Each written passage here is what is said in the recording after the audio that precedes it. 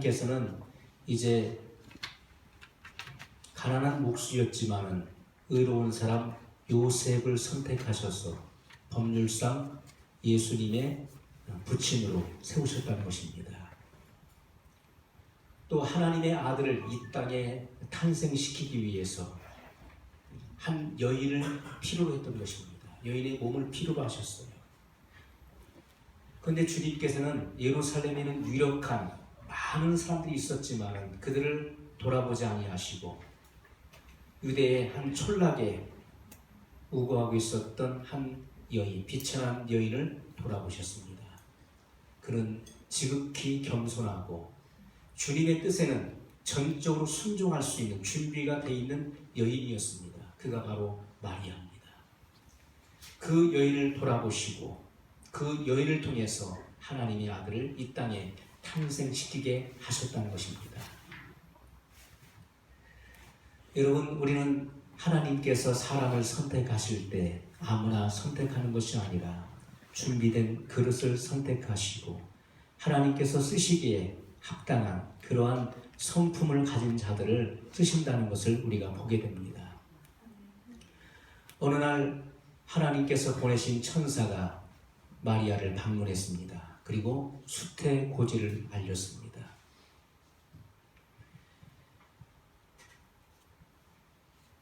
내가 임신하여 아들을 낳을 것인데 그 이름을 예수가 하라. 그는 바로 하나님의 아들이시다. 이제 마리아에게 수태고지를 했습니다. 그리고 그 증거로서 엘리사벳, 너희 친족 중에 엘리사벳이 있지 않느냐. 그 엘리사벳은 세례 요한의 어머니죠. 엘리사벳은 원래 아이를 낳지 못하는 여인이었다. 그러나 하나님의 능력으로 그가 임신한 지 벌써 6개월이 되었느니라. 그 말을 듣고 마리아는 엘리사벳의 집을 찾아갑니다. 그리고 거기서 3개월 동안을 머뭅니다. 그리고 세례 요한이 잉태할 때가 다 됐을 때 다시 나사렛으로 돌아오게 됩니다. 3개월 동안 그는 집을 비웠습니다. 그리고 그의 친족 엘리사벳의 집에 있다가 돌아왔어요. 그때 요셉은 마리아의 임신을 알아차린 것입니다. 그런데 그는 의로운 사람이라, 오늘 말씀해 보니까 그는 의로운 사람이라. 여러분, 소문이라고 하는 것은 어떻습니까? 좋은 소문보다는 나쁜 소문은 더 쉽게 빠르게 번지는 것입니다. 요셉은 의로운 사람이라 세상에 마리아에 대한 악평이 나지 않기 위해서, 그리고 나쁜 결과가 임할까 조심해서 그는 마리아의 이름을 지켜주기 위해서 그는 노력하고 애썼던 모습을 보여주고 있습니다. 그때 천사가 나타나 그 문제를 해결하는 모습을 보여주고 있습니다. 요셉과 마리아는 결혼하기로 약속하고 그리고 약혼한 사이였습니다. 보통 약혼의 기간은 1년이었습니다. 그리고 나서 이제 결혼식을 하는 것입니다. 이것이 유대의 풍습이었죠. 약혼한 여인은 출가 전이라 할지라도 이미 율법상 결혼한 것으로 간주되었습니다. 그런데 어느 날 마리아가 자신이 알지 못하는, 요셉이 알지 못하는 임신을 했다고 하는 그런 소식을 접하게 됩니다. 그때 요셉의 마음이 어땠을까요? 요셉의 마음은 하늘이 무너지는 것 같았을 것입니다. 어떻게 내가 알지 못하는 임신을 네가 했느냐? 이해할 수도 없고 납득할 수도 없는 그런 상황이었습니다. 만약에 천사가 마리아에게 전해준 대로 마리아가 임신한 것이 드러나서 그것이 세상에 알려지게 된다면 어떻게 되겠습니까? 세상 사람들이 그 일을 인정하겠습니까? 처녀가 임신을 했다는 사실을 세상이 그것을 인정하겠습니까? 그것을 받아들일 수 있겠습니까? 그 누구도 인정할 수가 없는 일이에요. 그것이 세상에 알려지게 될 경우 결혼도 하지 않은 처녀가 임신을 했기 때문에 신명기 22장에 보면은 가늠한 자는 돌로 쳐 죽이는 법이 있습니다. 그는 사형을 당할 것입니다.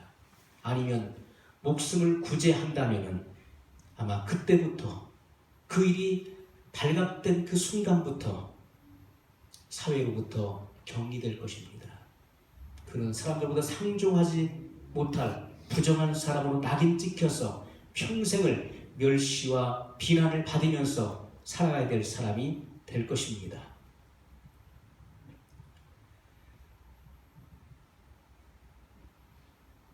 여러분, 우리가 마리아의 경우를 보더라도 어느 날 갑자기 가브리엘 천사가 마리아를 찾아와서 수태고지를 예언했습니다. 이것은 일방적인 통보였습니다. 마리아는 전혀 알지도 못하는 그 일을 천사가 나타나서 하나님의 아들이 너를 통해서 이 세상에 탄생하실 것이다. 그때 마리아가 놀라서, 아니, 나는 남자를 알지 못하는 처녀인데 어떻게 이런 일이 있을 수 있습니까? 그것을 받아들일 수가 없었습니다. 그때 천사는 하나님의 말씀을 증거했습니다. 지극히 높으신 이의 능력이 너를 덮으실 것이다. 너는 인간적인 방법이 아닌 성령의 능력으로 하나님의 아들을 탄생시킬 것이다. 그때 마리아는 태도를 바꿉니다. 주의 계집종이오니 주의 뜻대로 이루어지리이다 라고 고백을 합니다. 처음에는 이게 무슨 일인가 그는 납득할 수가 없었고 이해할 수 없었습니다. 그것을 받아들일 수가 없었어요. 그러나 주님의 말씀을 들었을 때 그 말씀을 믿고 주의 계집종이오니 주의 뜻대로 이루어지이다 하고 고백을 했던 것입니다. 사람은 마음에 가득한 것을 입으로 표현할 때 그것이 믿음이 되는 것입니다. 마리아는 그의 믿음을 고백했습니다. 주의 계집종이오니 어떠한 불이익이 내게 돌아온다 할지라도 나는 주님의 뜻을 순종하겠습니다. 주님의 명령에 복종하고 따르겠습니다라고 고백했다는 것입니다. 그 일들이 세상에 드러났을 때 어떠한 일들이 나타나려는 것을 마리아가 예측 못했겠습니까? 충분히 예측했을 것입니다. 그러나 그러한 어려움과 상상할 수 없는 그러한 난관에 직면한다 할지라도 난 주님의 명령에 따르겠습니다. 주의 계집종이오니 주의 뜻대로 되리이다 라고 고백을 했다는 것입니다. 여러분, 우리는 마리아의 고백과 같이 그 일이 무슨 일이든지 또 어떤 불이익이나 손해가 내게 찾아온다 할지라도 하나님의 명령이라면 내가 무조건 복종하겠다고 하는 그런 신앙의 고백이 있어야 된다는 것입니다. 이러한 고백이 있는 자를 통해서 하나님은 역사하십니다. 여러분, 또 요셉의 신앙을 보십시오. 오늘 19절의 말씀입니다. 그 남편 요셉은 의로운 사람이라 저를 드러내지 아니하고 가만히 끊고자 하여. 아멘. 자기와 결혼하기로 약속하고 약혼한 마리아가 자신과는 전혀 상관없는 아이를 잉태했다는 것을 알았을 때 요셉의 심정은 이루 표현할 수 없는 그런 심정이었습니다. 아마도 요즘 말로 죽고 싶었을 것입니다. 그 약혼녀에 대한 실망감은 이루 말할 수가 없었지요. 또 분한 감정을 참기 어려웠을 것입니다. 그런데 그런 기도하는 가운데 내린 결론이 무엇이었습니까? 마리아와의 관계를 끊어야 되겠다. 끊는데 그냥 끊는 것이 아니라 조용히 정리해야 되겠다라고 생각을 했다는 것입니다. 조용히 끊어야 되겠다. 이 일을 생각하고 있을 때 천사의 방문을 받게 됩니다. 천사가 뭐라고 합니까? 요셉아, 다윗의 자손 요셉아, 내가 마음 먹은 대로 행하지 말라. 마리아의 잉태는 사람으로 인위적으로 된 것이 아니라 하나님의 아들이 태어나시기 위해서 성령의 능력으로 된 것이다. 그러니 오해를 풀고 마리아 데려오기를 주저하지 말아라.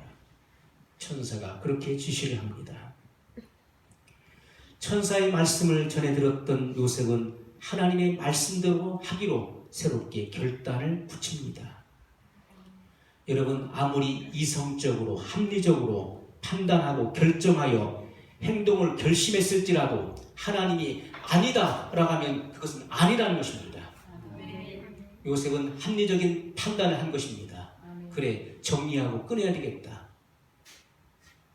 조용히 이 일을 마무리 지어야 되겠다 라고 생각하고 있었는데 하나님의 말씀을 듣고는 그는 자기의 생각을 바꿨다는 것입니다. 그것을 하나님은 의로 여기셨던 것입니다. 아멘. 여러분, 우리는 내가 굳히고 결심한 바를 아무리 하나님 말씀이라 할지라도 우리는 행동해버리지 않습니까? 그러나 요셉은 내가 그렇게 행동을 굳히고, 아니 내가 결심하고 이제 실행하기 위해서 모든 것을 준비했다 할지라도 하나님의 말씀이 아니라 했을 때 그것은 아니었다는 것입니다. 모든 것을 내려놓고 포기할 수 있는 그런 믿음의 사람이었다는 것입니다. 여러분, 우리는 내가 생각하고 내가 결정한 사항이라 할지라도 하나님이 아니라 하실 때 우리는 지체 없이 그 모든 것을 내려놓을 수 있는 그런 신앙의 결단이 필요하다는 것입니다. 그것이 바로 요셉의 신앙이었습니다.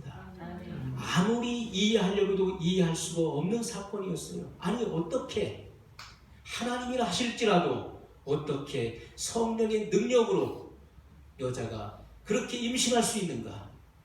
납득할 수 없고 이해할 수 없는 그런 상황이었죠. 그럼에도 불구하고 그는 성경의 예언이 성취되고 있다는 사실을 믿었다는 것입니다. 여러분, 하나님께서는 이렇게 믿음의 사람 요셉, 그리고 겸손과 순종의 사람이었던 마리아를 통해서 하나님은 이 세상에 하나님의 아들을 탄생시키기 위한 중요한 그 몫을 감당하게 하셨던 것을 우리가 보게 됩니다. 사람은 누구에게나 다 성품을 가지고 있습니다. 그 성품이 하나님 보시기에 또 사람이 볼 때 선하고 아름다운 사람들이 있습니다. 그들은 어디서 무엇을 하든지 누구를 만나든지 하나님과 사람 앞에 인정을 받습니다. 그리고 사랑을 받고 환영을 받습니다. 그래서 성품은 굉장히 중요한 것이죠. 이것은 그리스도인들이 가져야 될 아주 중요한 내적인 요소로 자리를 잡습니다.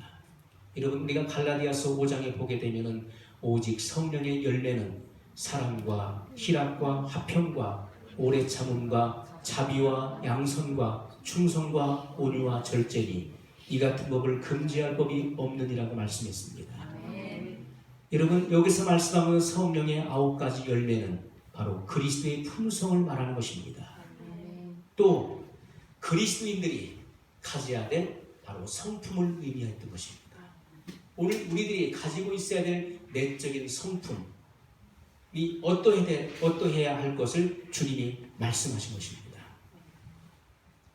여러분, 오늘 우리는 사람의 신앙의 연조나 또 믿음의 크고 작음이나 또 직분과 관계없이 성품이 좋지 않을 경우에는 교회 안과 밖에서 덕을 끼치지 못하는 것을 보게 됩니다. 여러분, 직분과는 전혀 관계가 없습니다. 그 직분이 목사이건 집사이건 권사이건 장로이건 그것은 관계가 없습니다. 성품하고는 전혀 관계가 없는 거예요. 아무리 여러분 목사라 할지라도 성품이 좋지 않은 사람은 인정을 받지 못합니다. 환영을 받지 못하는 것입니다. 그가 믿음이 크든 적든 신앙의 연조가 깊든 그것과는 전혀 관계가 없습니다. 여러분, 세상에 믿지 않는 불신자라 할지라도 좋은 성품을 가지고 있는 사람은 사회에서도 환영받고 인정을 받습니다. 사랑을 받게 됩니다. 그런데 오늘 우리가 가져야 될 성품은 무엇입니까? 우리는 그리스도 안에서 거듭난 믿음을 가져야 되는 것이고, 그리스도 안에서 변화된 성품을 가져야 되는 것입니다. 아멘. 변화된 성품이에요. 그래서 그리스도가 가지셨던 그 품성을, 우리 안에 그 아름다운 성품을 가질 수 있어야 된다는 것입니다. 아멘. 주님은 너희 안에 이 마음을 품으라, 곧 그리스도의 마음이라고 그리스도 예수의 마음이라고 말씀했습니다. 우리는 주님이 이 땅에 계실 때 갖고 계셨던 그 아름다운 품성을 우리 안에 가지고 있어야 된다는 것입니다. 아멘. 오늘 19절과 20절의 말씀을 다시 한번 읽겠습니다. 그 남편 요셉은 의로운 사람이라 저를 드러내지 아니하고 가만히 끊고자 하여 이 일을 생각할 때에. 아멘. 요셉은 의로운 사람이라, 하나님의 보시기에 의로운 사람이었다는 것입니다. 그는 가난한 목수에 불과했지만 하나님이 보시기에 그는 의로운 사람이었어요. 저를 드러내지 아니하고 가만히 끊고자 하여 이 일을 생각할 때에, 그가 고민하고 있었다는 것입니다. 하나님은 의로운 자의 고민을 반드시 들어주시는 것입니다. 의로운 자가 고민하고 생각할 때 하나님은 반드시 이루어 주신다는 것입니다. 여기에 이 일을 생각할 때, 가만히 끊고자 하여 이 일을 생각할 때라고 말씀하고 있어요. 이것은 조급히 행동하지 않는 것을 의미하는 단어입니다. 이 일을 생각할 때. 야고보서 1장 19절에 주님이 뭐라고 말씀하십니까? 듣기는 속히 하고 말하기는 더디하라. 그렇게 말씀했어요. 여러분, 사람의 귀는 두 개지만 입은 하나밖에 없습니다. 듣기는 속히 하라는 것입니다. 그러나 말하기는 더디하라는 겁니다. 우리는 말을 다 듣기도 전에 행동해버립니다.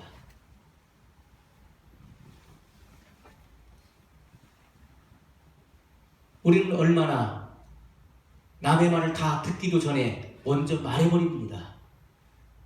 말을 다 듣기도 전에 행동이 앞서갑니다. 이것은 조급한 것입니다. 여러분, 듣기는 속히 하고 말하기는 더디하라. 이것이 주님의 말씀이에요. 요셉은 신중한 사람이었습니다.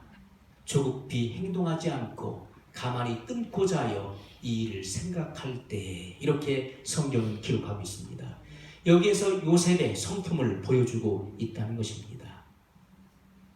하나님이 보시기에 의로운 사람, 아름다운 성품을 가지고 있었던 사람이었습니다. 여러분, 그렇기 때문에 자기 약혼녀가 자기도 알지 못하는 아기를 잉태했다는 소식을 듣고도 인간적인 감정으로 그 문제를 해결하려고 하지 않았다는 것입니다. 그리고 오히려 그 마리아의 앞날을 생각해서 조용히 마리아의 관계를 청산하려고 그런 애쓰고 힘썼던 모습을 보여주고 있습니다. 얼마나 하나님 보시기에 아름답고 선한 성품입니까? 오늘 하나님께서 원하시는 것은 이런 요셉과 같이 아름답고 선한 품성을 원하고 계신다는 것입니다. 여러분, 이 시대를 살고 있는 우리들의 보편적인 성품은 어떻습니까? 남의 허물이 드러났을 때 실제로 있었던 그 허물을 들추어내는 것은 보편적인 것입니다. 그건 당연한 것이고 그렇게 드러내는 것으로 성이 차지 않는 것입니다. 그래서 어떻게 합니까? 그때부터는 없는 사실까지도 만들어냅니다. 그래서 정죄하고 비난하는 것이 이 세대의 사람들의 본성인 것을 주님은 말씀하고 있습니다. 여러분, 이 시대를 살고 있는 많은 사람들의 삶의 방식과 태도가 바로 이러하다는 것입니다. 마치 자기가 남의 허물을 들춰내서 전파하는 사명이라도 받은 사람처럼 그렇게 행세하는 것이 오늘날의 여러분 세대 사람들의 품성이라고 하는 것입니다. 요셉이 살고 있었던 세대는 안 그랬습니까? 사람의 타락한 본성과 부패한 심리는 남의 허물을 들춰내는 것을 본질로 하고 있는 것입니다. 그럼에도 불구하고 요셉은 실제로 있었던 그 사실까지도 덮으려고 했다는 것입니다. 그리고 조용히 정리하려고 했었던 그 요셉의 성품과 처신은 하나님의 보시기에 선하고 아름다움의 빛을 발했던 것입니다. 그래서 하나님 보시기에 너는 의로운 자라. 의롭다. 여러분, 그렇기 때문에 다윗의 계보에서 수많은 수천의 가족이 나왔음에도 불구하고 그 중에서 하나님의 눈에 띄었던 사람은 바로 요셉이었던 것입니다. 그는 가난한 직업의 목수였음에도 불구하고 그는 의로운 자였어요. 그의 심령은 강직했습니다. 그런 사람을 하나님께서는 눈여겨보고 계셨다는 것입니다. 여러분, 성탄의 계절입니다. 우리가 형제와 이웃의 허물과 잘못이 보일 때 셈과 야벳이 아버지의 그 허물을 덮기 위해서 이불을 가져다가 덮었던 것처럼 사랑으로 그 허물을 덮을 수 있는 여러분이 되시기를 주님의 이름으로 소원합니다. 아멘. 사랑은 허다한 죄를 덮는 것입니다. 아멘. 못 덮을 것이 없는 것입니다. 아멘. 여러분, 함이라고 하는 사람이 왜 저주를 받았습니까? 아버지의 허물을 들추어내고 떠벌렸습니다. 여러분, 아버지가 포도주에 취해서 벌거벗고 있을 때 그는 그것을 들추어냈습니다. 그런데 왜 그런 엄청난 그가 저주를 받고 그의 자자손손이 저주를 받았을까요? 노아는 의로운 사람이었습니다. 노아는 하나님 말씀에 복종되어진 의인이었습니다. 노아는 바로 예수 그리스도의 예표였습니다. 여러분, 온몸이 벌거벗긴 채로 십자가에 달리신 예수 그리스도를 예표하고 있었던 것입니다. 그것을 비난하고 정죄했었던 함과 그의 후손이 저주를 받았던 것을 우리는 성경을 통해 보게 되는 것입니다. 셈과 야벳은 아버지의 수치를 이불로 덮었습니다. 우리는 사랑으로 모든 허물을 덮을 수 있는 그런 믿음의 사람이 되어야 할 것입니다. 아멘. 이것이 그리스도인의 아름다운 덕입니다. 아멘. 이 시대에 요셉처럼 쓰임받을 수 있는 자격을 갖추는 일이 되게 될 것입니다. 여러분, 하나님은 허물을 덮는 사람, 사랑으로 모든 것을 대하는 사람을 주님은 새롭게 하시고 그를 들어 하나님의 일을 하신다는 것입니다. 아멘. 우리는 이 성탄의 계절에 그리스도의 오심을 갈망합니다. 우리는 대망합니다.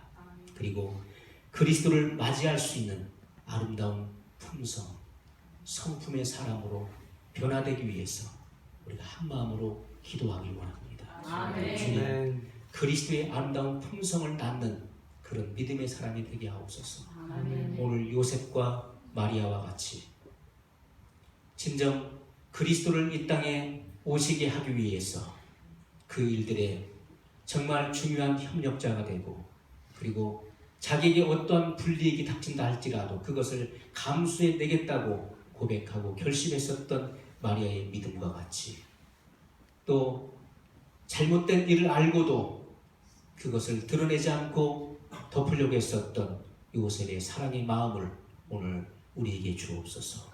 믿음으로 주님 앞에 우리 한 목소리로 같이 기도하겠습니다.